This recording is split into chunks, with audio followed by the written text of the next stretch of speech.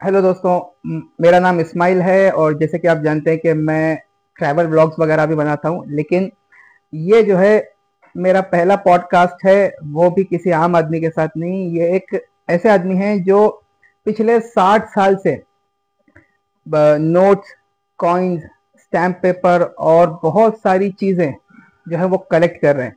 ये एक ऑथर हैं जो जिन्होंने एक बुक लिखी है, इसका नाम है इंडियन पेपर मनी। इसके अलावा जो है ये ऑथर है international best book award winner के standard reference guide to Indian paper money, जो बुक मेरे हाथ में है। इसके अलावा collector of Gandhi and Netaji collections. So ये जैसे कि एक बुक है, मैंने आपको इस बुक का जो है पहले दिखा देना है थोड़ा सा।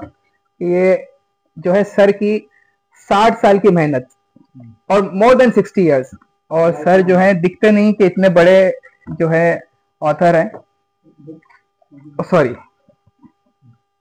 या दिस इज द बुक। और बुक के अंदर जो है बहुत सारी ऐसी चीजें जो आपको कहीं देखने को नहीं मिलेगी। ऐसे नोट्स, ऐसे कलेक्शंस, ऐसे कॉइन्स जो सर के अलावा और किसी के पास इंडिया में नहीं होगा। इनफैक्ट सर ने हमें एक चीज बताई कि जब उन्होंने कलेक्शन स्टार्ट किया था तो इंडिया में सिर्फ 3 जो है कलेक्ट करने वाले लोग थे, कलेक्शंस करने वाले। और आज जो है वो लाखों में वो लोग हैं। तो ये सर की 60 साल की मेहनत है। बुक का नाम इंडियन पेपर मनी। और जिनकी मैं बात कर रहा हूं उनका नाम है मिस्टर किशोर झुंझुनवाला। और जब ये पैदा हुए थे तो इनके जो पैदाइश की खुशी में टाइम्स ऑफ इंडिया में जो है एक आर्टिकल भी आया था, तो वो भी मैं आपको बाद में शो करूंगा। सर का पॉडकास्ट करते हैं, फिर सर का कलेक्शन देखते हैं। सबसे पहले सर, आपने बुक लिखी और 60 साल की मेहनत है, तो क्या चीजें मतलब आपको इंस्पायर की हैं इन द लॉन्ग रन? आप 60 साल से कलेक्ट कर रहे हैं, तो ये शौक कैसे आया सबसे पहले तो कलेक्ट करने का? देखिए, बिना बीज के कोई झाड़ नहीं होता है, फसल नहीं होती ना, तो हर जगह तो बीज होता नहीं है। तो जो हॉबी का बीज है वो मैं समझता हूँ कीड़ा, समझो कीड़ा। तो कीड़ा घूमते घूमते मेरे को डंक मार गया बचपन में। ओके। सात नहीं, 70 साल पहले मैंने एक साथ तीनों चीज स्टार्ट कर दिया कलेक्शन करने की, जो जनरली सब बचपन में। आजकल का तो गया जमाना, कंप्यूटर का, मोबाइल का जमाना आ गया आजकल। तो नोट, स्टैम्प और कॉइन, ये 3 ऐसे कलेक्टिबल है तो जनरली लोग कलेक्ट करेंगे। आप पुराने जमाने के पास जाओगे, सबके घर में बोले हाँ मेरे पास कॉइन पड़ा, मेरे पास पुराना नोट पड़ा, मेरे पास स्टैम्प। आप लोग के घर पर भी पड़ा होगा, कुछ तो होगा, 2-4 पीस कुछ तो होगा। You don't know what to do, पर पड़ा है।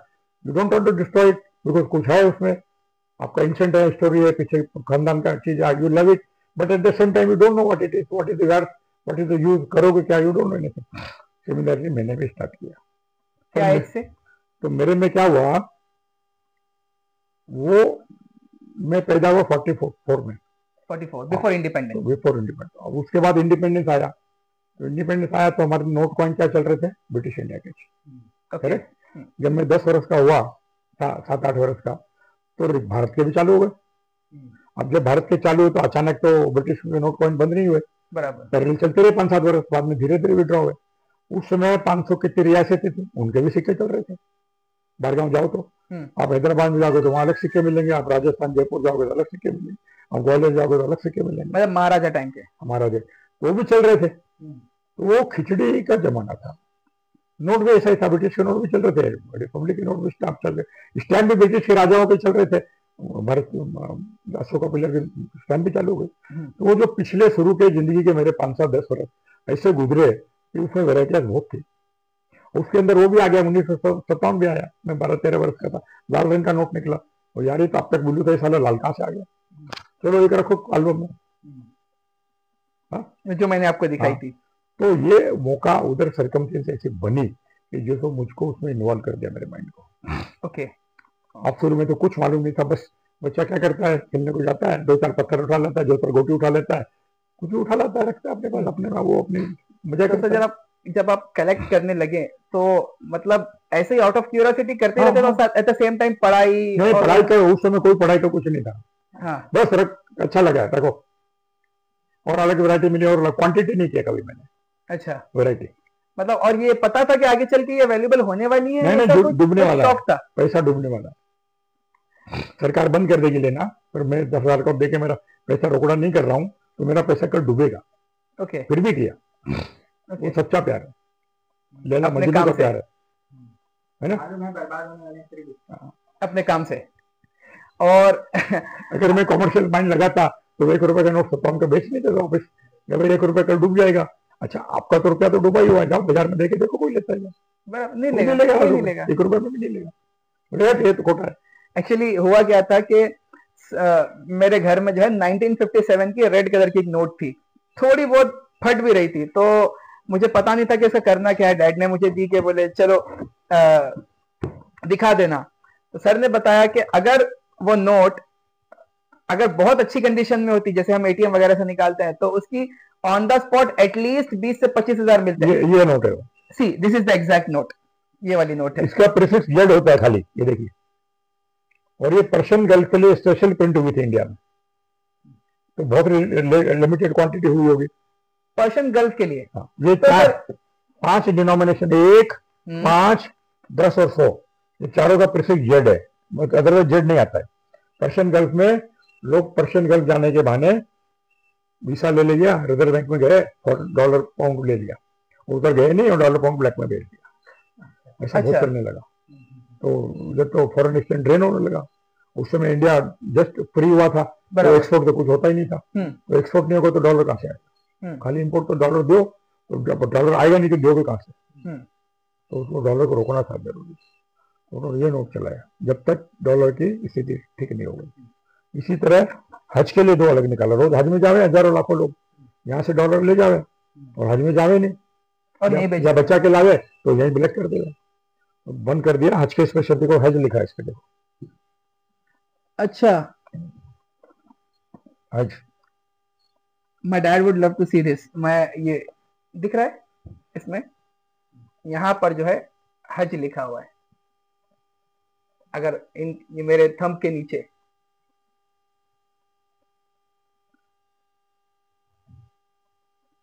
उस समय एक पीरियड था ओके, जब फॉरेन एक्सचेंज की बहुत तकलीफ हो गई थी इंडिया में, देने के लिए पैसा नहीं था, तो बोले कम से कम ब्लैक तो रोको, तो ये नोट देने लगे। ये नोट वहां पे आप इस्तेमाल कर दो, तो वो लोग क्या करेगा ये नोट का, तो वो लोग रिजर्व बैंक को डायरेक्ट भेजेगा कि हमारे यहाँ ये खर्चा हुआ है, और रिजर्व डॉलर को उनको पाउंड डॉलर दे देंगे। अच्छा, वहां पे एक्सपेंस करने के लिए, मतलब ये रियली स्पेंड हुआ, न तो बचा के वापिस आया और न तो गया ही नहीं, तो यहाँ भेज दिया, वो सब बंद हो गया। जितना जरूरत थी उतना काम किया, और कितनी कंट्री में देखो, बहुत कंट्री में चला है, यूएई की बहुत कंट्री में चला। ये देखो, okay, countries Kuwait, Bahrain, Qatar, the Trucial States presently known as UAE, फिर उसमें Abu Dhabi, Ajman, Dubai, Fujairah, Ras Al Khaimah, Sharjah, Kalba, Umm al Quwain, Muscat, Oman. और पीरियड क्या है, फ्रॉम 1961 टू 1970 तक, ये गल्फ रीजन में चलिए, मतलब ऑलमोस्ट मिडिल ईस्ट पूरा। हाँ हाँ हाँ। और ये जो है ये खाली हज के लिए ओनली। ओके, ये सिर्फ हज के लिए। सर आपने जो अभी ये कुछ और इतना रेयर नोट है, ये 10 रुपए का नोट है, 5 लाख में भी नहीं मिलेगा। मतलब अगर सपोज किसी के पास ये नोट है तो आज की वैल्यूएशन 5 लाख होगी, 4-5 लाख, कंडीशन अच्छी हुई तो और उससे भी ज्यादा।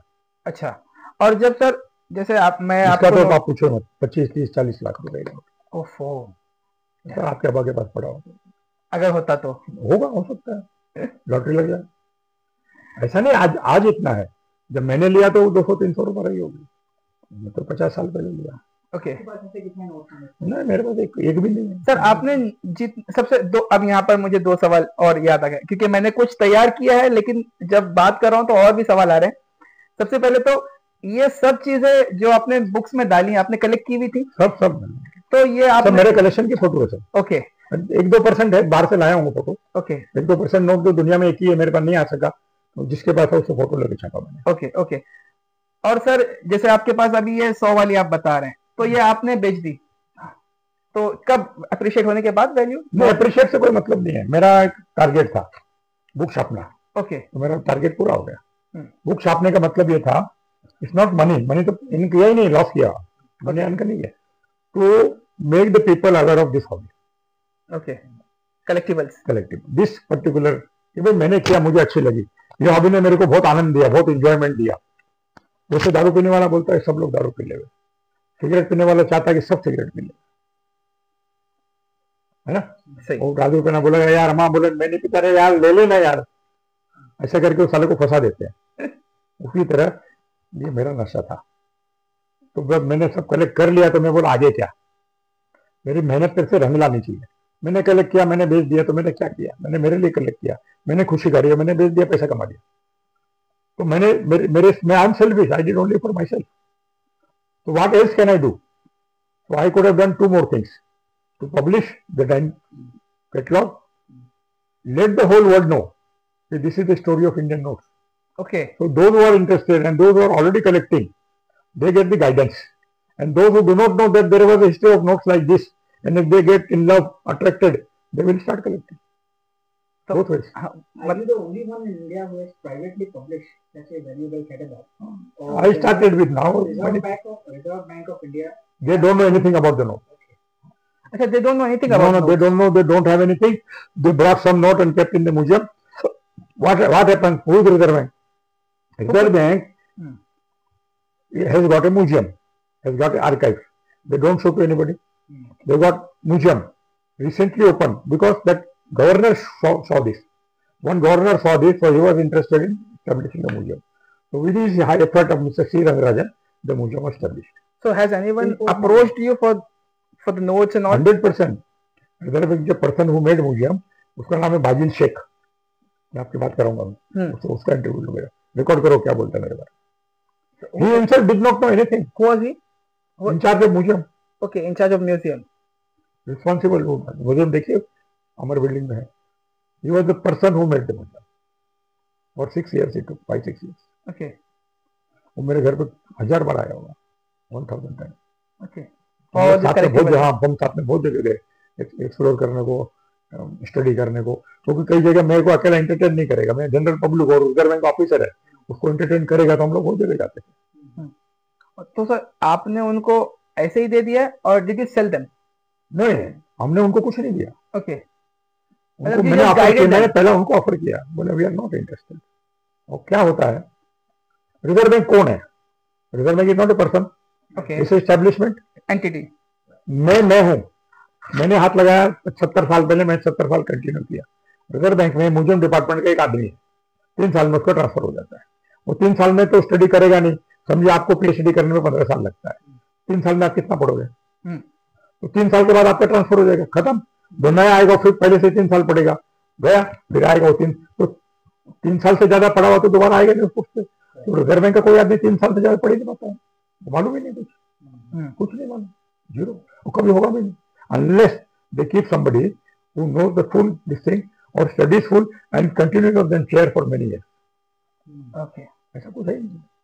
और जो भी क्यूरेटर मिलते रहते हैं, मेरे को कॉइन एक्सपर्ट मिलता है, नोट एक्सपर्ट मिलता है, because coin is a hobby, is ancient hobby, because coin has been in the world 2700 years, at least 2700 years का पुराना कॉइन इंडिया में आज भी है. उसके पहले का कुछ नहीं मिला अभी तक. नोट तो चल के 250 साल हुआ है खाली. 2700 years old. उसको बोलते हैं punch mark coin, before Buddha. Before Buddha. So that was. उसपे खाली झाड़, एनिमल, कैसे फोटो, माउंटेन, रिवर का फोटो होता है, ठोका हुआ इम्बोस. Okay. इम्बोस नहीं, खड्डा, इम्बोस के ऊपर उठा होता है. इनके पंच बनाया, उधर पहाड़ बनाया, उधर एक हाथी बनाया, मारा इसने, हाथी को उसके ऊपर रख के पंच किया. हाँ, तो खड्डा हो गया, समझ गया. उधर कॉल पंचमार कॉइन. सर कलेक्ट आप कर रहे थे तो पैसे कहाँ से लाए? कलेक्ट करने के लिए भी तो पैसे लग रहे हैं यार. तुम तो इनकम टैक्स से आए लगता है. ये तो भीख मांग के किया, बीच में गिफ्ट मांगते. अब माँ बाप से, बहन से, भाई से गिफ्ट मांगेगा तो क्यों नहीं देगा? सब देगा, बिना मांगे भी देते थे, मांग भी लेते थे. जब तक खुद कमाने लायक नहीं हुआ तब तक मांग के लिया. बहुत सगे वालों से लिया, मेरे मामा से लिया, मेरी बहनों से लिया, मेरी बहनों की शादी उनके ससुराल से लिया. अब रुपया 2 रुपया तो घर में खर्चे को मिलता, वो भी ले लिया, वहां से ले. छोटा कोई बड़ा अमाउंट भी इन्वॉल्व नहीं था, तो पैसा क्या, तो मैं कहाँ से लाऊंगा, एज ए स्टूडेंट। मैं 62 तक तो मैं स्टूडेंट था, तो कहाँ से लाऊंगा पैसा। ओके, तो सर बाजिल सर बता रहे थे कि आप एकेडमिकली बहुत ज्यादा पढ़े हैं और तो नहीं नहीं नहीं, बताया नहीं उन्होंने क्या पढ़े, मतलब मैं पूछ रहा हूँ आपसे। मैं नहीं पढ़ा, मैं तो इंटर साइंस किया हूँ बस, एल्फिस्टन कॉलेज में। एल्फिस्टन कॉलेज में उसके बाद मेरे फादर ने नहीं पढ़ने दिया। इंटर साइंस, मतलब अभी इंटर साइंस हमको। 13th। अच्छा पहले 11th का मैट्रिकुलेट होता था, जो आज 10th है ना, अच्छा, पहले 10+2 होता था, ओके। फिर 11+2+2 तो 11+2 को क्या बोलते थे, इंटर साइंस। इंटर इंटर उसके बाद इंटर। छोड़ देना। मेरे फादर नहीं पढ़ने दिया, बोला बिजनेस में जरूरत है तो नहीं पढ़ने दिया। फिर क्या बिजनेस किया आपने? वो फादर का बिजनेस। अच्छा वही। और सर आपने कलेक्शंस किए, जैसे आपने बताया कि 170 कंट्रीज में जो है वो गांधी जी के कॉइन्स और स्टैम्प्स और वो कॉइन नहीं, कॉइन स्टैम्प, स्टैम्प कॉइन तो कमती है, कॉइन होगा 30-40 कंट्री है, 30 कंट्री में। Coin medal. तो सर और स्टैम्प कलेक्शन करने के लिए आप कहाँ कहाँ घूमे, मतलब इंडिया के अलावा? इंडिया में तो आप है ही है, लेकिन इसके अलावा? कलेक्शन नहीं, मैं स्टडी करने के लिए गया, और कलेक्शन करने के लिए तो मैं नोटों का स्टडी करने गया लंदन। तो क्यों कभी गया, क्योंकि सारे नोट लंदन में छपते थे। कभी मैं गया 2 बार, 97 में गया, 98 में, 1998 में गया, और 2019 में फिर से गया वो स्टडी करने के लिए। उनका बैंक ऑफ इंग्लैंड में नोट छपते थे, वहाँ पे पेपर वहाँ बनता था, डिजाइन वहाँ बनती थी, म्यूजियम में नोट सैंपल वहीं देखने को मिलते हैं। उधर 8-10 इंस्टीट्यूट ऐसे हैं, ब्रिटिश लाइब्रेरी है, उधर सारे सैंपल पड़े। उधर मैं 2 बार जाना पड़ा, और मेरे को एक बार और जाना पड़ेगा, थोड़ी स्टडी अधूरी है अभी। अच्छा, और दे आर वेरी कोऑपरेटिव। वहाँ पर यहाँ वाले कुछ नहीं बताते, वहाँ वाले सब कुछ बताते। तो दे मतलब ट्रस्ट कलेक्ट, अलग, मतलब वो वहां सी से, दैट ये आदमी रियल में इसको जरूरत है ना स्टडी का, हाँ तो करने देते। मतलब वहां से आपने कुछ जमा करके कहीं से, मतलब बाहर से नहीं लाए? नहीं जो नहीं, जितने भी आपके पास कलेक्शन है वो सिर्फ इंडिया के हैं? लोग व्यापारी लोग लाते हैं, हम लोग वहां से लाते हैं, वो हमसे ले लेते हैं, बाकी मैं डायरेक्ट कुछ नहीं करता। तो सर आप गांधी जी का स्टडी करने में 3 जगह गया। आपने गांधी जी का सब्जेक्ट पूछा नहीं, जब गांधी जी का सब्जेक्ट पागो तो पूछना मुझे। गांधी जी का एक्टिविटी किधर था, साउथ अफ्रीका में। तो पूरा टूर करके आया, जहां जहां गांधी जी गए, रहे, गिल गए, पढ़े, वकालत किया, सब देख के आए। डरबन और पीटर्सबर्ग जहाँ उनको रेल से फेंका, और जोहान्सबर्ग जहाँ पे वो रहते थे, अरेस्ट हुए, वो सब पूरा देख के आया मैं। स्पेशल ट्रिप किया उसके लिए। लंदन में गांधी जी कहाँ पढ़े, कहाँ वकालत किया, कहाँ राउंड टेबल में कहाँ गए, वहाँ कहाँ रहे, कितनी स्टेचू है, वर्ल्ड में गांधी जी की कितनी स्टेचू है मेरे पास, ऑलमोस्ट सब स्टेचू के फोटो हैं। कम से कम वर्ल्ड में 10-20 हजार चीजें गांधी के नाम पे है।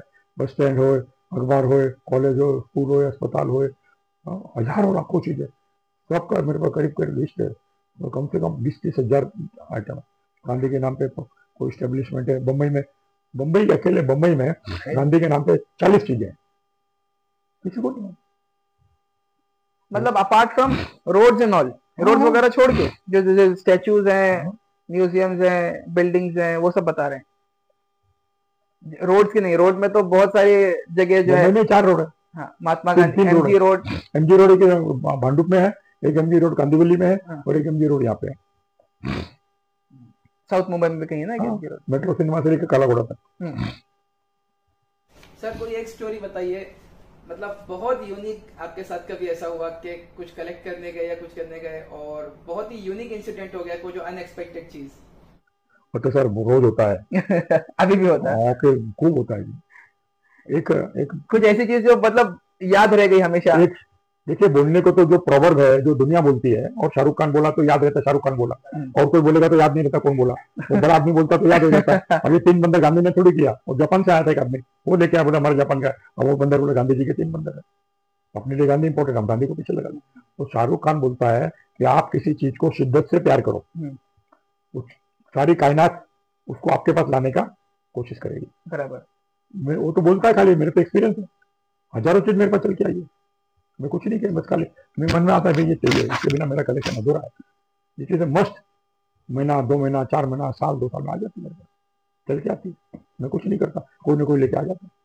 फिर उसको खरीदने को एक तरह से वो चीज आती है, एक तरह से गंगा, एक तरह से गन आती है, एक तरह से वो चीज आती है, यहाँ से पैसा आ जाता है। कल ही हुआ, कल एक चरखे का कॉइन लेना था मेरे को मालूम नहीं था चरखे कॉइन आता है।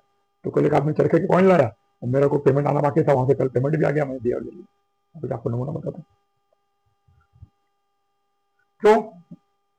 तो मेरे जान में बसा है, मेरे खून के, मेरे खून के कतरे में बसी हो, अभी जाती नहीं, जाएगी भी नहीं सर नहीं जाती। बाकी तो जैसे अपन स्कूल में पढ़ते हैं बच्चे, तो कोई पहली पढ़ के ड्रॉप हो जाता है, कोई तीसरी पढ़ के, कोई पांचवी, कोई 11 पढ़ के पीएचडी तक कौन जाता है।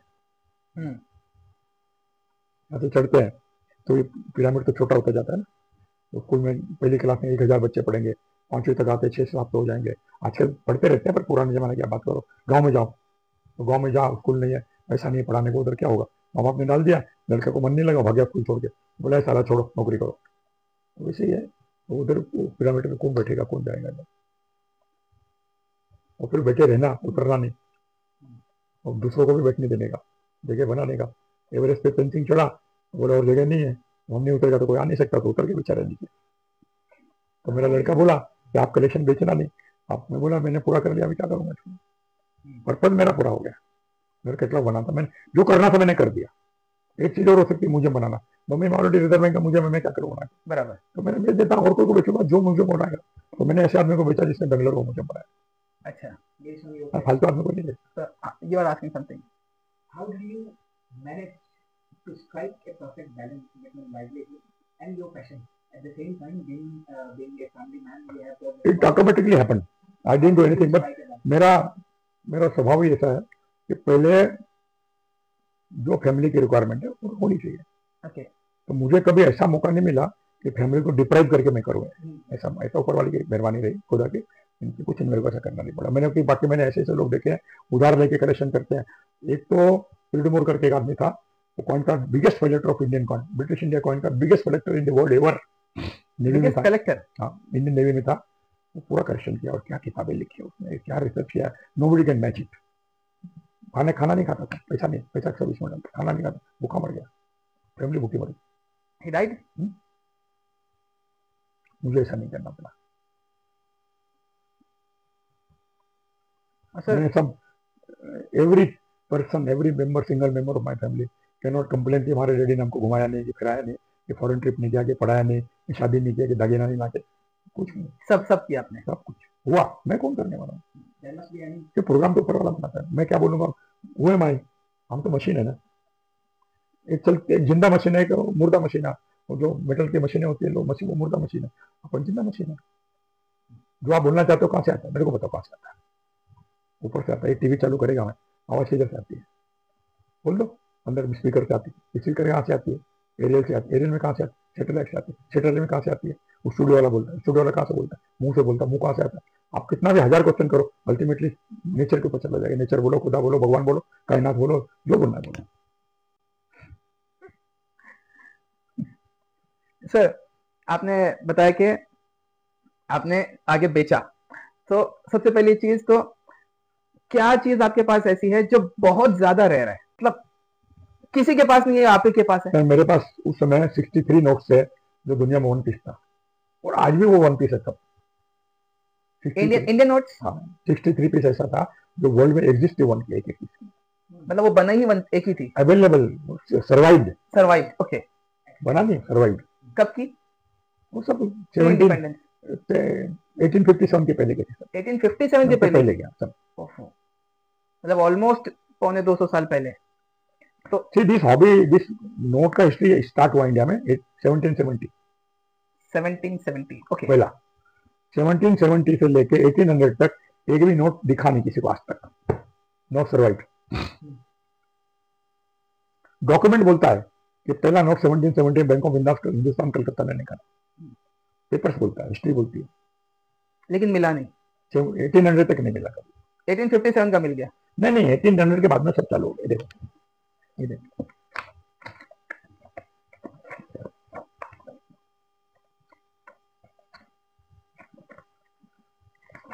This is the earliest not found survived.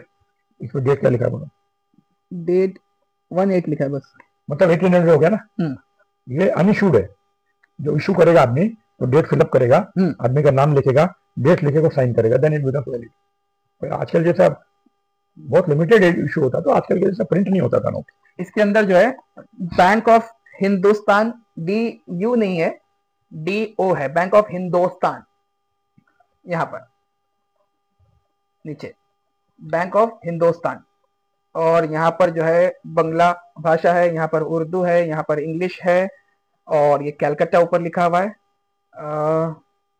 और क्या है, 20 रुपीज की है ये कैशियर, और ये द सम ऑफ सिक्का रुपीज ये 60, उसका नेक्स्ट इशू है। ये उसके बाद का नेक्स्ट इशू, ये भी 1800 का ही है। हाँ, बैंक ऑफ हिंदुस्तान 1770 1831, और यहाँ पर क्या है, द सम ऑफ सिक्का रुपीज 60। मुंबई के रुपए को रुपया बोलते थे, कलकत्ते वाले उसको सिक्का रुपया बोलते थे, वो पहले से बोलते थे, वो मुगलों के जमाने से।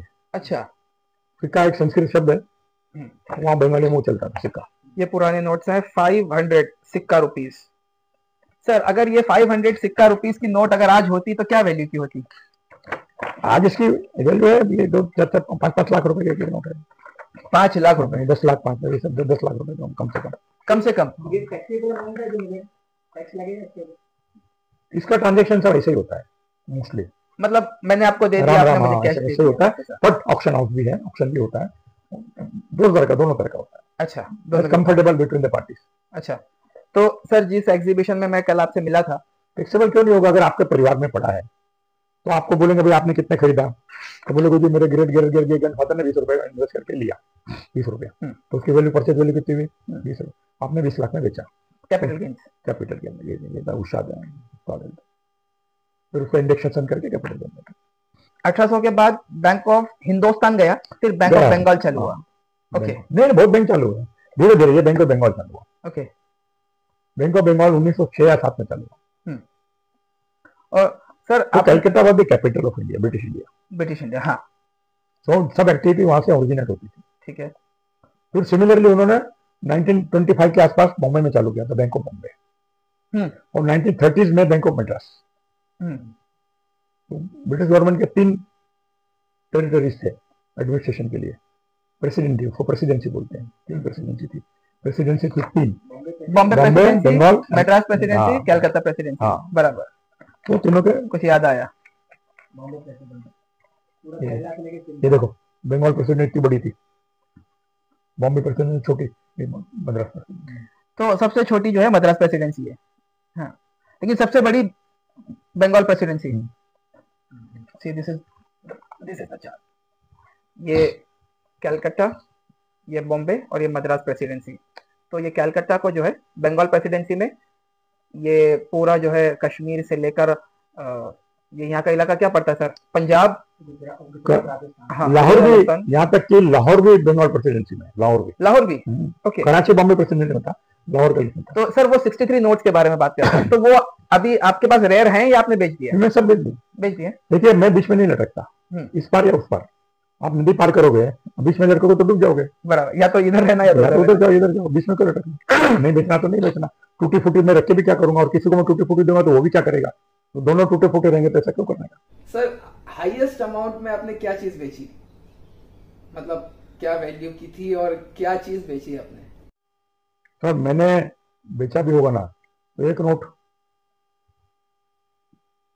7-7 लाख से ऊपर का नहीं बेचा, 7 लाख में नोट, 7 लाख तक। अभी तो सर कैसे नोट है 1.5 करोड़ में, 1 करोड़ में बेचते हैं अभी। वो 7 लाख तो सर आपको ऐसा कभी बेचा हूँ 40-40 लाख में आपने बेचा है? तो मैंने भी तो सस्ते में लिया होगा ना, मैंने 20-30 वर्ष पहले लिया होगा। तो जब मेरे जमाने में जहाँ भाव बढ़ा तो आगे भी तो बढ़ते गए। तो सर आपने कभी ऐसा रिग्रेट हुआ कि भाई चलो 7 लाख में बेच दिया, रखता मेरे साथ रेट थोड़ी हुआ, मैंने मेरी खुशी से बेचा है। और मेरी खुशी क्या थी? मेरी 2 खुशी थी उसमें। मेरे फैमिली में किसी को आगे ये हॉबी नहीं है, उनको कैरी फॉरवर्ड नहीं करना है, तो मैं मरूंगा तो बेचेंगे वो लोग, ठीक है ना? वो गलत आदमी को बेचेंगे, प्राइवेट, वो तुमको बेच दिया, तुमने उठा के उस पर 500 नोट है, तुमने 500 आदमी को बेच दिया, तो दोबारा कलेक्शन कभी नहीं बनेगा, कभी बनेगा ही नहीं। तो मेरे जमाने में लिमिटेड आदमियों के पास और लिमिटेड खरीदार थे, तो वो कलेक्शन बन सका। और मैं इतना डीपली इन्वॉल्व था। हमारे जमाने में जब मैंने कलेक्शन किया तो न तो इंटरनेट था, न मोबाइल थे, और न ईमेल थी, कुछ भी नहीं था सर, कुछ भी नहीं। आगे का पिक्चर भी मंगाना हो तो कैसे आता था भगवान जाने, क्या क्या होता था। अब तो व्हाट्सएप पे आ जाता है, तो खत्म 2 मिनट में। आपने बुक लिखी इंडियन पेपर मनी, मतलब what was the motive behind it? Sir आप कोई कि मतलब आपने ऐसा कुछ कमी देखी कि बुक लिखने की जरूरत थी? बहुत कमी देखी। देखिए आपने मेहनत किया और आपने कुछ इल्म अर्जित किया, ज्ञान कमाया, हाँ, तो आप मरोगे तो आपके साथ चला गया, बराबर। तो क्यों नहीं आप दूसरों को ज्ञान पढ़ा के जाते हो?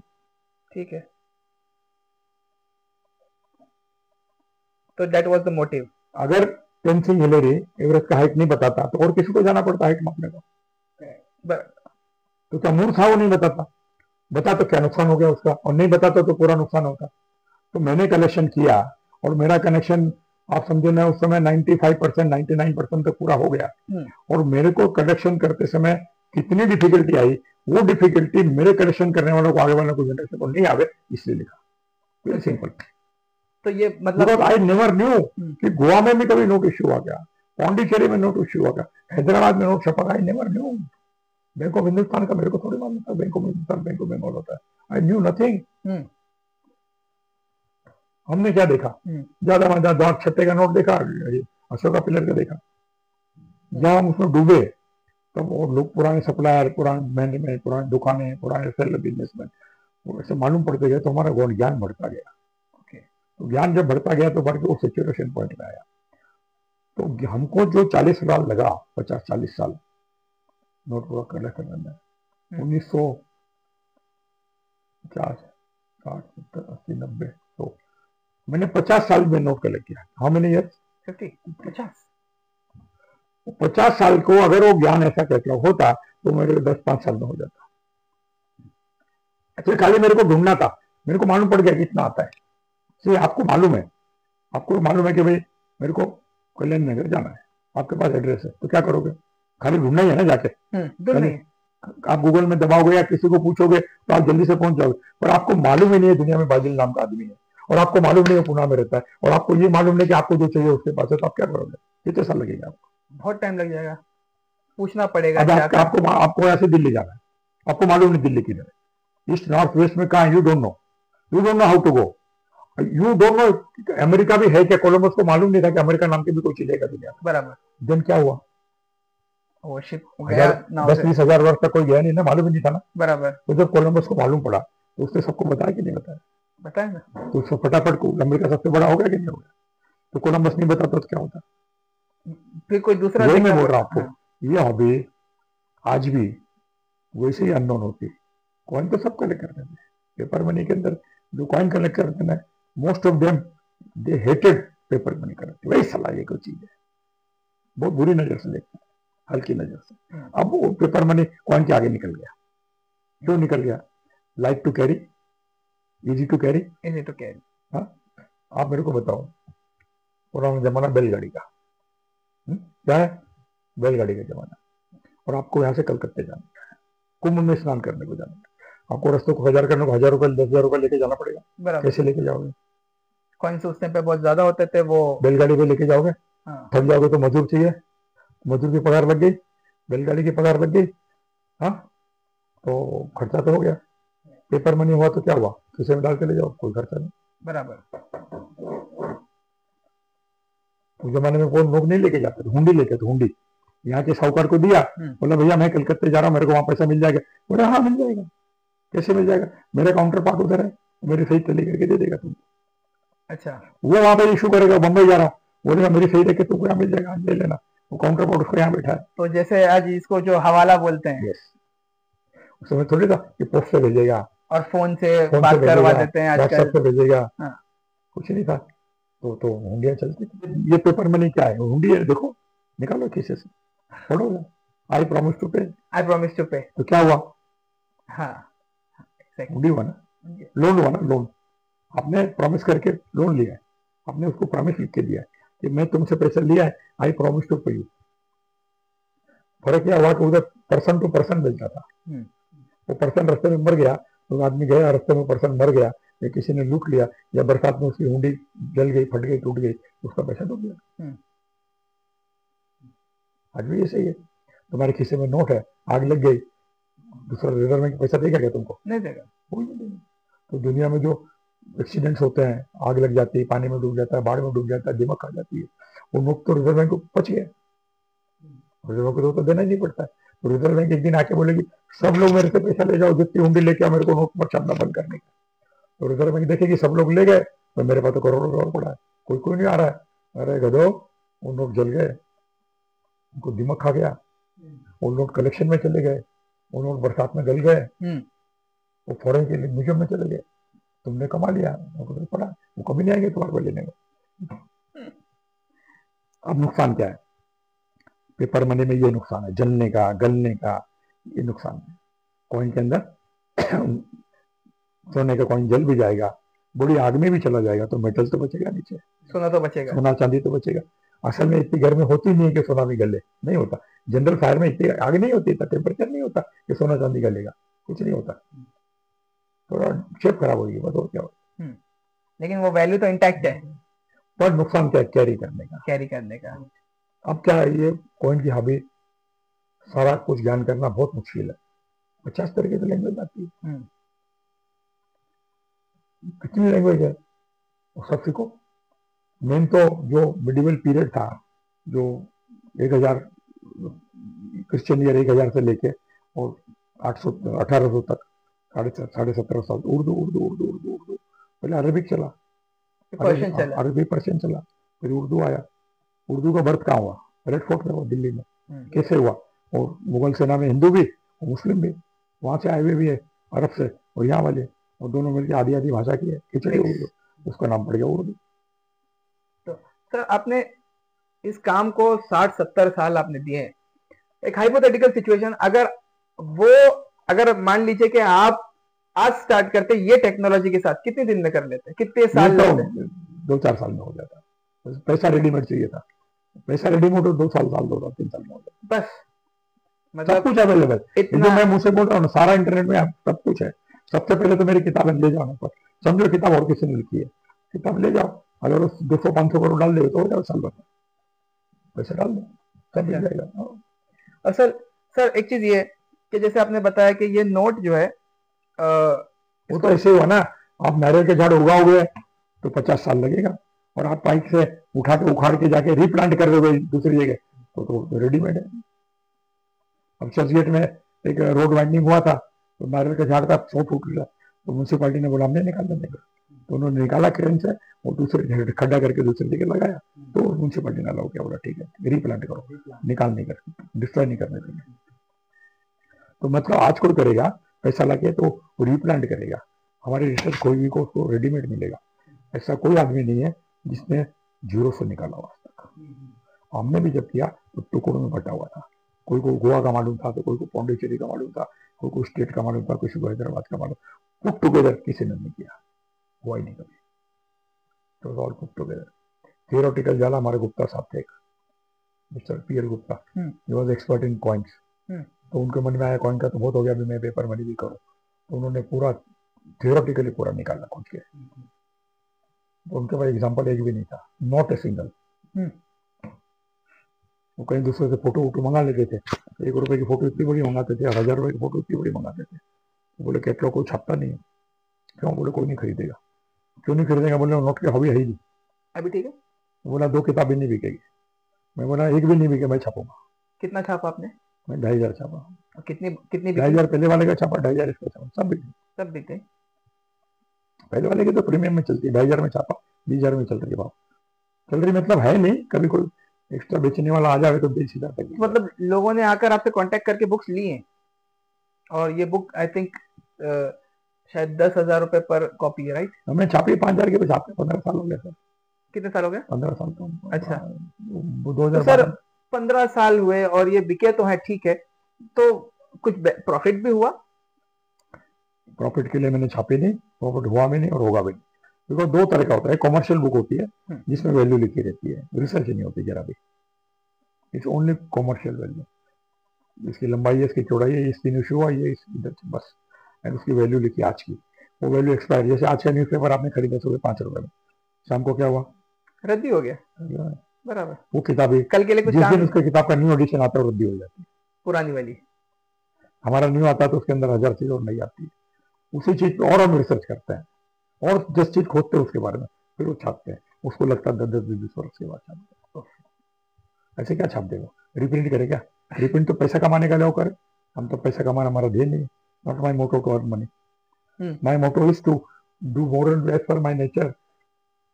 अब मेरे खुशी होती है वो करके, खुशी होती है मेरे को करके, I feel honoured myself, my soul honours me, you honour me और आई डोंट केयर, मेरे को गाली देने वाले 1000 मिल जाएंगे, बट पहला मैं तो मेरी इज्जत करूंगी नहीं पहले, अगर मेरे में कोई बुराई होगी तो मैं मेरी इज्जत नहीं करूंगा। मैं चोरी करके आया, नहीं पकड़ा गया तो मेरे को, मेरी सोल को तो मालूम है ना मैं चोरी किया। और सोल कभी कभी याद आता है, अरे तो कितना गंदा आदमी चोरी किया। मॉनिटरी टर्म्स में अगर दो चीजें, एक तो ये कि कलेक्शन नंबर वाइज कितने कलेक्शन है, 10, 20, 50, 100, तो ऐसा आपके पास कलेक्शन कितना है, कॉइन, नोट? मेरे पास मेन चीज जो कलेक्शन है, जो कि आप रिसर्च पर्पज के लिए काउंट कर सकते हैं, जो सार्थक है, सार्थक एक निरर्थक होता है, यूजलेस, जिसका करने से कोई फायदा नहीं किसी को भी, वो आपकी हॉबी है, खाली आपने वो कलेक्शन किया नहीं किया कोई वैल्यू नहीं, किसी का वर्थ है, किसी का वर्थलेस है, वर्थलेस हो जाएगा, मतलब दूसरे किसी के काम नहीं आएगा। भले देख के वाह वाह वाह कर दो, पर एक्चुअल में काम नहीं आएगा। एक्चुअल में काम का मैं दुनिया में नहीं रहूं और मेरा कलेक्शन के अंदर से कुछ ऐसा नॉलेज है तो दुनिया को गेन करेगा, दुनिया सीखेगी, मेरे जाने के बाद भी सीखेगी। वो तीन है, गांधी जी का, नेताजी सुभाष चंद्र बोस का और नोट का। ये नोट का तो पहला नोट की ओरिजिनल हॉबी है, और गांधी जी की हॉबी लगी, मैं स्टैम्प कलेक्ट करता था, तो बस सारी दुनिया की कलेक्ट कर रहा हूँ, वही बच्चा था किया। 1969 में गांधी का 100 बर्थ सेंचुरी आया। गांधी वॉज बॉर्न 1869, तो उधर 40-50 कंट्री ने गांधी पे स्टैम्प निकाल दिया। तो माय वॉज सरप्राइज कि एक आदमी पे फॉरेन का कंट्री कैसे स्टैम्प निकलता है, कितना रिस्पेक्ट है ये आदमी का। तो मैंने सब स्टैम्प कैंसिल किया, सब बेच दिया या गिफ्ट कर दिया, और खाली गांधी का स्टार्ट कर लेकर 1969। आज 170 कंट्री हो गया, कोई नहीं दुनिया में एक आदमी का इतना कंट्री स्टैम्प निकाले, एक भी नहीं दुनिया में। तो सर आपका नंबर वाइज कितने कलेक्शन होंगे, 1000, 2000? किसके आपके पास कलेक्शन, पर्सनल कलेक्शन? आपको हेडिंग में 3 बताया ना, नहीं वैसे तो मैं कुछ भी कर रहा हूँ। वैसे नहीं, जैसे सपोज कि आपने यहाँ दिखाया कि ये एक कॉइन है, ये एक कॉइन है, ये एक कॉइन है, तो ऐसा ओवरऑल बताया ना आपको। गांधी जी का कलेक्शन मैंने जब ये सबका फोटो निकाल के कंप्यूटर में डाल दिया, तो मेरे आदमी ने काउंट किया, वो बोला कि सर भाई आपका सारा कलेक्शन मिला के 70,000 आइटम। 70,000 आइटम? तो मतलब मैंने सेग्रीगेट किया रफली कि सुभाष चंद्र बोस का 500 होगा, नोट 5000 होगा, नोट का 5000 होगा, 60,000 गांधी जी का।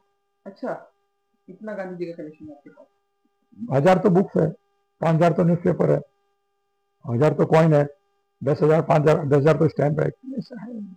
ओके, मैगजीन्स है, आप मानोगे नहीं कितना कॉइन, कितना कलेक्शन है। सर मैं अगर सबको, ये आर्टिफैक्ट से भरे पड़े देखो, अगर सबको मैं एक जगह जमा कर लूं, आर्टिफैक्ट, बुक, कॉइन, और आपका पूरा लाइफ का जितना भी काम है, क्या वैल्यू होगी उसकी करंटली? इनवैल्यूएबल वो अच्छा, इनवैल्यूएबल तो सर वो है ही है, नोबडी कैन काउंट, बट रफली मैं सोचता हूँ एकदम रफली 50 करोड़ से तो ऊपर की होगी, तो ऊपर की, समथिंग बिटवीन 50 से 100 करोड़, 50 to 100 करोड़। मेरे लिए कोई मीनिंग नहीं उसका, वो तो सर एक्चुअली जो आपका जो ऊपर वाला करेगा तो होगा। अगर मेरे पास जमीन होए, अगर मेरे पास, see, I'm not Ambani, I'm not Adani, I got limited money, okay? वो मनी मैंने कलेक्शन में डाल दिया, समय सब डाल दिया। इसका सदुपयोग है जो म्यूजियम बनाऊंगा, म्यूजियम बनाने के लिए जगह चाहिए, जगह के लिए करोड़ों रुपए चाहिए। बम्बई में, मैं बम्बई में हूँ तो क्या म्यूजियम पुणे में जाके बनाऊंगा म्यूजियम, कौन संभालेगा? बराबर। तो बम्बई में म्यूजियम बनाना तो ऑलरेडी एक मणि भवन में है, तो कौन जाएगा देखने को? वो भी जाने दो, मैं बना दिया, ठीक है। मैं सरकार के पास जाऊं, भाई साहब ये म्यूजियम बनाने का है, बोला नहीं बिल्डिंग भी तुम ही बनाओ और सामान भी तुम ही दे दो, तो हम क्या करेंगे? बोले हम हमारा नाम लगा देंगे। सरकार क्या करेगी? अपना नाम लगा देंगे, बराबर। ये उसके सिवाय तो रिजर्व बैंक आपने बताया, म्यूजियम बोल रहा, मैंने कहीं नाम है क्या रिजर्व बैंक? मेरा जाके देखो, पूछो बाजिल को पूछना आप बोलते हो कि सर भाई ने आपका बहुत मदद किया म्यूजियम बनाने में, मेरे बिना म्यूजियम नहीं बनता, नोट का स्टडी नहीं होता, कुछ नहीं। बोलो उनका नाम क्या, पूछे जरा, तो मेरे क्या करना? दैट इज योर हेडेक ना। अगर आप नहीं करते, आप किसी का ऑब्लिगेशन लेके एक्नॉलेज नहीं करते, योर फॉल्ट, मेरे को क्या करना? तो सर आप तो मैं म्यूजियम कैसे बनाऊं? आज गांधी का म्यूजियम बनाने को मेरे को कम से कम 50 करोड़ रुपए चाहिए, 20-30 करोड़ का तो प्रॉपर्टी बनाना पड़ेगा कम से कम, मिनिमम। उसको डिस्प्ले करने के लिए 10-20 करोड़ लगेगा, उसको मेंटेन करने के लिए 10 स्टाफ रखना पड़ेगा, क्यूरेटर रखना पड़ेगा, झाड़ू, बिजली, पानी, हवा खराब नहीं हो जावे, एग्जीक्यूटिव को बदली करना, गाइड रखना, लोगों को बताना। डेली का खर्चा महीने का 5-10 लाख रुपये कौन करेगा? मैं चला जाऊंगा तो कौन कैसे देगा? और मैं भी कहाँ से दूंगा? मैं तो बूढ़ा हो गया, अभी सारा पैसा तो खत्म हो गया इसमें, कलेक्शन में सारा पैसा तो कलेक्शन में लग गया। तो क्या है, वर्ल्ड इज वेरी मिजरेबल। जिसके पास पैसा है उसको इनका शौक नहीं है, और जिनको शौक है उनको पैसा नहीं है। मैं भी विश्व वाला हूँ, मेरे को शौक भी है और मेरे को पैसा भी मिला, पर म्यूजियम नहीं बना सकता, तो कम से कम कैटलॉग तो छाप दूं, कम से कम वेबसाइट तो बना दूं, कम से कम लोगों को जानकारी तो दे दूं। वो कोशिश मेरी चालू है, किताबें छाप दूं। अब मैंने क्या किया है, वो नोट का कलेक्शन बेचा, मेरा बच्चा लोग बोला मत बेचो, मैं बोला अगर नहीं बेचूंगा तो क्या करूंगा इसका? मैंने देख लिया, मैं तो दोबारा देखूंगा भी नहीं, मैं क्या करूंगा दोबारा देख के? एक नोट देख लिया, उसका स्टडी कर लिया, तो फोटो खींच लिया, कैटलॉग बना दे, मैं क्या होगा रोज देख के उसका? Why not I do something else? तो क्या मेरी जिंदगी में नोट का कैटलॉग बनाना है? That's the end of my life. Will I not live more? Can I not do something more? तो क्या हुआ, 2 जन एवरेस्ट पे चढ़ा, तेनसिंग और हिलरी। तो तेनसिंग दोबारा नहीं गया क्योंकि वो पोर्टर था, उसका पैसा नहीं था कि और कंट्री में जाके और माउंटेन चढ़ के आए। शेरपा तेनसिंग, शेरपा सपोर्टर होता है, हेल्पर, तो उसके साथ वो ले जाना जरूरी था, तो ले गया उसको, लोकल गाइड। पर हिलेरी के पास पैसा था और शौक भी थी, तो हिलेरी दुनिया के इस एवरेस्ट के बाजू के 10-20 माउंटेन एवरेस्ट के नीचे और करके आया, 2nd number, 3rd number, Australia में, न्यूजीलैंड में, अफ्रीका में, सारा करके आया। तेनसिंग नॉर्गे और एडमंड हिलेरी न्यूजीलैंड का था। तो मैंने बोला भाई मैं तेनसिंग थोड़ी हूँ, मैं हिलेरी, मैं ये नोट का कर दिया, मैं दूसरा करूंगा। वो पैसे से मैंने दूसरा कलेक्शन बढ़ाया, जिसका रिसर्च नहीं, जिसका किताब नहीं, जिसका कैटलॉग, वो गांधी, सुभाष ने जान दिया। सुभाष ने क्या दिया? जान से बड़ी तो कोई चीज नहीं होती ना। आज फ्रीडम स्ट्रगल के अंदर सुभाष का नाम 1 नंबर में है, गांधी का 2 नंबर में, गांधी की ह्यूमैनिटी में 1 नंबर में, ह्यूमैनिटी कम फ्रीडम स्ट्रगल। गांधी ने टीचिंग बहुत दिया, सत्याग्रह सिखाया। सत्याग्रह क्या था? यू नो व्हाट इज सत्याग्रह? जो फुलिश लोग थे, जैसे महारानी लक्ष्मीबाई, क्या किया? तात्या टोपे क्या किया? अंग्रेजों से लड़ाई किया, मारे गए, लड़ाई करके 1-2 साल में मर गए। जिंदा रहते तो आजाद करते ना देश को? हाँ, नहीं किया ना। भगत सिंह मर गया ना, देश आजाद हुआ क्या? नहीं हुआ ना। भगत सिंह से हुआ क्या? क्योंकि वो पुलिस लोग थे, जिंदा नहीं रहे। उनको ऐसा एक्शन करना था जो क्राइम नहीं हो, और वो जिंदा रहे और लड़ते रहे, मरने तक अपनी जिंदगी इसमें आजाद कर रहे हैं, वो गांधी ने किया। मतलब जिंदा रहेगा तभी तो आगे लड़ पाएगा। तो अहिंसा, नॉन वायलेंस। गांधी ने क्या किया? नॉन वायलेंस करेगा तो तुम कैसे उनको सिखाए? सत्याग्रह। सत्याग्रह में सत्य न ट्रूथ, आग्रह ने डिमांड। मैं तुमसे आग्रह करता हूँ कि ये चीज मेरे को दे दो, that means I request you, I demand from you, give me this. तो ही डिमांडेड द ट्रूथ। भाई देखो, सच्ची बात यह है कि हमारा जगह है, तुम लोग आयो, गलत है, तुम्हारा अधिकार नहीं है, दैट इज कॉल्ड ट्रूथ। हमने कोई चीज बोला, वो आदमी को बोला नाश्ता लेके, वो नहीं लाता है, तो मेरा राइट है नाश्ता मांगने का, I think I am doing right. हाँ, मेरा भूख लगी, मेरा आदमी है, उसको मेरे को नाश्ता देना चाहिए, वो नहीं देता तो मैं क्या करूंगा? किचन के जाकर बैठ जाऊंगा, सत्याग्रह नहीं उठूंगा जब तक तुम नहीं देगा। थोड़ी देर में आदमी जमा होंगे, तो क्या क्यों बैठा है मालूम पड़ेगा, तो सारे को कल आएंगे, और दिमाग में आएगा, अरे इज राइट। तो उन्होंने सत्याग्रह चलाया, जिसको आज स्ट्राइक बोलते हैं। तो गांधी का स्ट्राइक तो डिफरेंट था, तोड़फोड़ नहीं थी। आजकल के स्ट्राइक में तो तोड़ डालते, फोड़ डालते, लूट लेते हैं, लूट लेते हैं, गुंडे लोग जाते हैं स्ट्राइक करके लूट लेते हैं, वो नहीं था। तो गांधी ने ऐसा कोई काम नहीं किया कि उसको क्राइम, उसके ऊपर क्रिमिनल एक्टिविटी हुई, तो जिंदा रहा तो देश आ जाती है। हाँ, और सुभाष चंद्र बोस ने क्राइम किया, मारा, उसकी सेना ने आके मारा अंग्रेजों को, उसने मारा, गोला बारूद सेना खड़ी किया।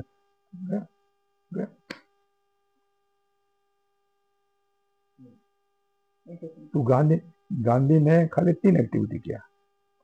स्वदेशी अपनाओ, मतलब इंडियन, ताकि उनकी कॉमर्शियल रीढ़ की हड्डी, बैकबोन तोड़ डालो अंग्रेजों को।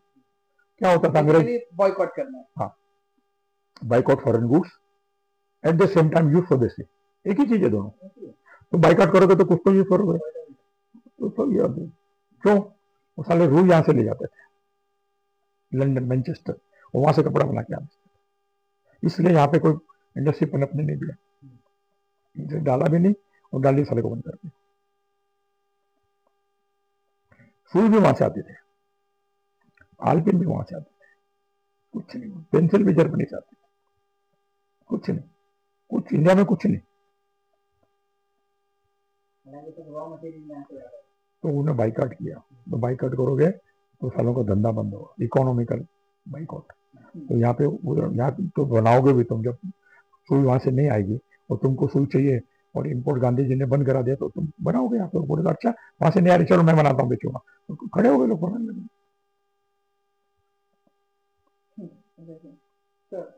दूसरा उन्होंने मूवमेंट किया दांडी मार्च 1930 में, मैं भी करके आया 2005 में, 75th एनिवर्सरी ऑफ दांडी मार्च।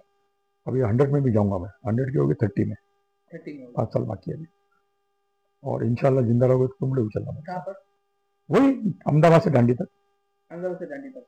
जैसे आपने बताया कि आपने कलेक्शन किया है, तो आपने अब बता रहे थे कि अब ये कलेक्शन नहीं हो पाएगा, और मतलब अब कोई अगर करना चाहे तो ऐसा नहीं कर सकता, या मतलब अगर किसी को करना है, सपोज मुझे स्टार्ट करना है, तो ऐसा कलेक्शन हो पाएगा वापस से? हाँ हो पाएगा, 10-20 150 आइटम छोड़ के हो पाएगा।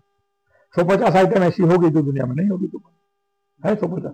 जैसे मेरे पास 5-6-7 कॉइन है, वो कॉइन क्या है? वो जनरल कॉइन नहीं है, that coin is made and presented to Mahatma Gandhi. Gandhi ji आप 70 साल के हो गए, आपको वहां कॉइन वेट करते हो, दो थोड़ी बनेगा बराबर। अब गांधी जी तो मर गया, अब कहीं ना कहीं किसी के थ्रू मेरे पास आ गया, तो वो मतलब एक ही है दुनिया में वो आपके पास। अब गांधी के एशिस है मेरे पास, ओरिजिनल एशिस। अच्छा, अरे एशिस जलाने की बात राख बचती है। एशेस? हाँ। तो मैं ऐसे एशिस कहाँ से आएगा दोबारा? कहीं रिकॉर्ड नहीं है दुनिया में। गांधी के सन ने किसी को दिया था, उसका वो मर गया, उसके सन के बाद उसका सन पूरा ढूंढा को इंडिया में एक आदमी मिला, बोला ये साला ये सच्चा गांधी है, इसको दो बोले। वो कहाँ से आएगा? आपने गांधी का ट्रेन निकाला था ना अभी एक, उसी में 3-4 कॉइन ऐसे है जो गांधी को दिए गए बना के, उसका सम्मान करने को, token for appreciation and honour. वो शायद दोबारा नहीं मिलेंगे, एक ही बनाया होगा। जैसे गांधी के लेटर्स है, तो सेम लेटर तो दोबारा नहीं मिलेगा ना, पर गांधी के लेटर हजारों हैं, वो टेक्स्ट, वो डेट, वो आदमी को लिखा वो कैसे मिलेगा? वो प्रिंटेड मटेरियल थोड़ी है। मैंने एक लेटर लिखा तुमको आज, दैट्स इट, उसका डुप्लीकेट कहाँ से आएगा? जरूर आ सकता है, ओरिजिनल कहाँ से आएगा? मैं क्यों 2 लेटर लिखूंगा तुमको same to same carbon copy लगा दे? और जरूरी नहीं आपके पास दूसरा है। सही। तो अभी कई न्यूज़पेपर है, मेरे पास एक न्यूज़पेपर है, न्यूज़पेपर का डेट है 30 जनवरी 1948, मॉर्निंग एडिशन। गांधी मरा शाम को 5:13 और वो अखबार में ऊपर लिखे गांधी शॉर्ट डेड, सुबह लिखा हुआ। सॉरी मैं थोड़ा सा शायद mistake. Sir Gandhi short dead हुआ 30 जनवरी 1948। ओके, उसी तारीख का अखबार है मेरे पास, सुबह का। हाँ सुबह, मॉर्निंग एडिशन, और गांधी मरा शाम को 5 बजे, और मॉर्निंग एडिशन में लिखे Gandhi short dead. That means it was pre-planned. No, that means it was, the newspaper was printed in London, America, New York. Okay, ये नहीं समझ में आता लोगों को, मैं लगाता हूँ तो सबको दिखाता हूँ, देखो क्या लिखा, लोग समझ में सर बच्चे हुआ क्या है, ये कैसे हो सकता है? तो मैं बताऊँ, देखो पढ़ो, न्यूयॉर्क लिखा है, तो यहाँ पे गांधी मरा, तो टेलीग्राम से वर्ल्ड में खबर गई, तो न्यूयॉर्क में पेपर छपा नहीं था, उन्होंने हेडिंग चालू छाप दिया। वो लोग पीछे है ना, 12 घंटे का, 10:30 नहीं 10:30 घंटा, न्यूयॉर्क 10:30, कैलिफोर्निया 12:30 या 13:30, और लंदन जो है 5:30, 4:30-5। भाई न्यूयॉर्क में तो मेरा ग्रैंडसन रहता है ना, अभी आप भी गया, 3 दिन पहले गया। तो दोस्तों ये थे मिस्टर किशोर झुनझुनवाला, जिन्होंने बुक लिखी है इंडियन पेपर मनी। 70,000 से ज्यादा इनके पास पर्सनल कलेक्शन है, कॉइन, स्टैम्प, नोट और बहुत सारी चीजें हैं, बुक्स, न्यूज़पेपर, आर्टिफैक्ट्स, आप बोल सकते हो व्हाट नॉट, व्हाट नॉट, मतलब क्या चीज है, anything which comes in the head of collection, उसको उसको छोड़ दो, व्हाट नॉट, उसमें से क्या नहीं है। देखिए मैं वाइंड अप कर रहा था, सर खुद ही वाइंड अप कर रहे हैं मेरे से ज्यादा अच्छी तरीके से। तो आपने देख ही लिया सर का काम। और सर ये चीज नेट पर अवेलेबल है क्या? नहीं। हाँ, ये गूगल में है, 19,500 रुपया। 19,500 की अवेलेबल है गूगल पर। अगर कोई लेना चाहता है तो वो गूगल पर ले भी सकता है। सर उसे सर जिसके पास पैसा फालतू हो जाना गूगल पे, इसकी बातों मत आना, इसको शायद आधा कमीशन मिलता होगा, बाकी मेरे पास तो 10,000 की है, और मैं कोई अच्छा जेन्युइन आदमी आएगा कलेक्टर तो मैं और भी सस्ते में दे दूंगा। सर मैं ये जरूर डालूंगा। ये मैं जरूर डालूंगा, ये बहुत इंटरेस्टिंग हुआ है। और सर इसे अगर कांटेक्ट करना है तो सर वो जो है कार्ड का मैं नीचे हाँ हाँ, डाल दूं? डाल दे, मैं को चोरी थोड़ी क्या कि पकड़ा जाऊंगा, तो कोई मेरे को नहीं आवाज। नहीं मैं तो मेरा दिल तो खुली किताब है। सर की ऑफिस का एड्रेस और मैं डिटेल बिल्डिंग नंबर वगैरह सब चीजें डाल दूंगा। होम एड्रेस में नहीं डाल सकता। और एक मैं आपको बता दूं, जनरली अपने देश में, अमेरिका में तो चीज फेंक देते हैं, जरा पुरानी में तो सीधा शर्ट निकालते बनियान वो भी फेंक देते हैं। अमेरिका से पुराने कपड़े बेचने को आते हैं यहाँ पे, जीन्स के ट्राउजर आते हैं ना, सब में कॉइन निकलता है, बहुत बड़ा बिजनेस है। वो कॉइन नहीं निकालते, फेंक देते हैं कॉइन के साथ, उनके कॉइन की कोई वैल्यू नहीं है उनके लिए। They don't take trouble to take out the coins because throwing of the punishment. तो दिल्ली में एक सरदार, उसका तो खाली बिजनेस ही है, कंटेनर आता है, उसको कॉन्ट्रैक्ट मिलता है, सब में से कॉइन निकाल लो, और मिलता ही है, करोड़पति बन गया वो। इंटरेस्टिंग। तो मैं बोलता हूँ कि लोगों के सबके घर में कॉइन, सिक्के, स्टैम्प नोट होते होंगे, जिसका लोगों को मालूम नहीं कि क्या कर रहे हैं, व्हाट टू डू। वो पुराने इंसेस्टरों को डाल रखी हुई, फेंका भी नहीं जाता, रहा भी न जाए, सहा भी न जाए। तो आपको फेंकने का नहीं मन करता, because you don't know the value, और वैल्यू कहाँ से मालूम करो, you don't know how to find out the value. तो किसी को इन चीजों का नाम वैल्यूएशन कराना हो तो I can guide, I can help free of charge. Okay, either I will do it or I will guide to go to the proper person, and those people on my saying do free valuation. Okay. How rare it is, how not it is. जैसे आपका करके दिया ना कल, मुझे नहीं मालूम था, I knew it is rare, but I don't know the market value, तो मैंने आपको सही आदमी के बच के करा दिया ना, वैसे ही। तो किसी को, हाँ, पुराने कॉइन इंडिया में मेरा वीडियो अगर हो सकता है कोने कोने तक चले जाए इंडिया के, तो किसी के पास पुराने कॉइन, स्टैम्प पेपर,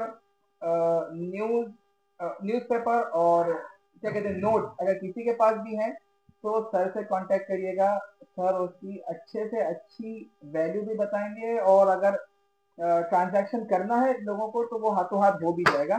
तो ये इनफैक्ट एक बहुत अच्छी भी चीज है कि आपको पता भी चल जाएगा कि जो आपके पास है पुराना आइटम कुछ काम का है या नहीं है। तो जैसे मेरे पास कल एक आइटम था और मैंने सर को बताया, उसकी कुछ अच्छी वैल्यू थी, लेकिन जो है मैंने ट्रांजैक्ट नहीं किया उसको। तो अगर किसी को करना है तो sir is always there for you. Thank you for watching. Some condition apply. Conditions apply. I will not buy. Okay. I will not buy. If I am to buy, greediness will fall into me, and I will do wrong valuation, and I will expect you less for the less amount. So I will never do that. Okay. So he is saying that I will send you to the proper person. Okay. They will tell you. So he is saying that he won't. And if you want to sell, I will tell you the different platforms where you can go and sell. General platform. How many exhibitions and fairs take place where you will find 100 dealers? You can go there and sell it. If you want, don't have to wait time. I will tell you to give you 3, 4, 5 addresses of different dealers. You can always go and ask them. So, guys, this is the book that sir has written.